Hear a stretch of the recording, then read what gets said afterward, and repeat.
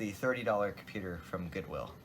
Now, it was an unassuming custom built, and it looked like junk, but I brought it home, and the reality came to me that I had just bought a Gigabyte GA78LMT USB 3 motherboard with an AMD FX 6300 at 3.5 gigahertz.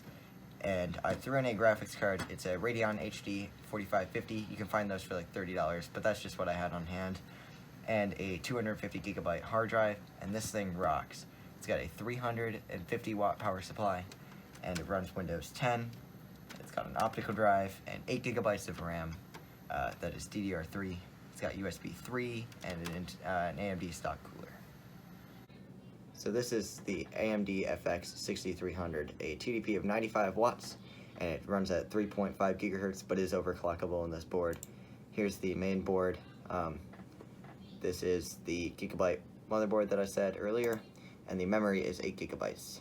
And that's the same thing that shows up over here in the Windows 10 About panel. 8 gigs, FX 6300. It is a 6-core processor, so that means that most games will run flawlessly and most tests will pass flawlessly as well. So in the Cinebench test, it does pretty well and fares pretty good as a modern chip. Now it does show up as 3 cores, 6 threads, but it does show up as a 6-core CPU in Windows, so that's all 6 cores showing up there. And it is being utilized to its full, and it does this test pretty well compared to modern CPUs. As we'll show here in a minute, we'll show the final score once this test completes.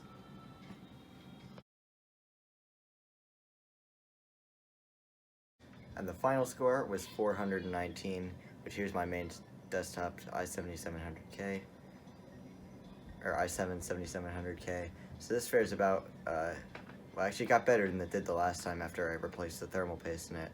But here's the i5, so it's pretty much up there with the i7 3rd gen.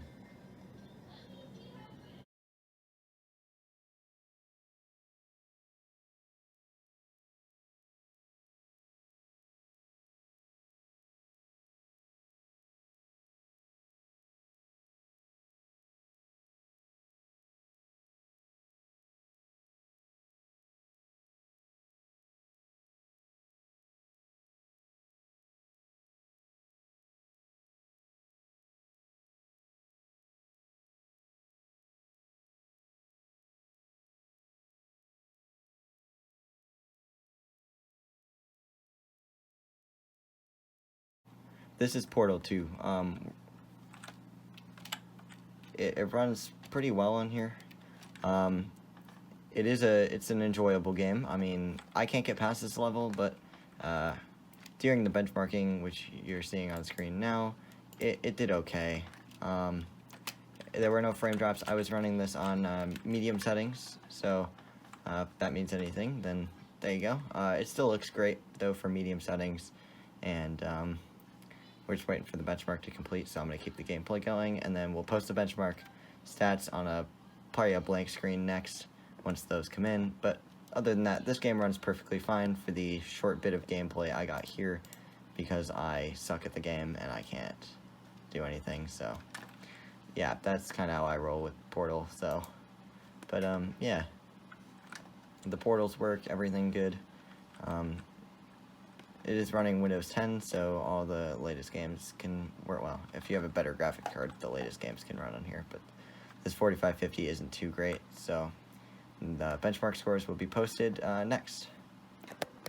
So another game we have is Minecraft. Now this game is, it requires like more cores to run it and not really a great graphics card, so this HD 4550 can pull its own weight. But the 6 cores in the CPU, as I can show in the on-screen display, if it decides to come up, that we are running around 70 frames per second on highest, the fancy settings. It's got the 6-core processor, so that's really boosting this up. Otherwise, Minecraft would not be able to run very well on like a dual-core chip. So that's where the Core 2 Duos, this would be a better value than any of those other budget systems. And I'll just use kind of some things here to average out gameplay. So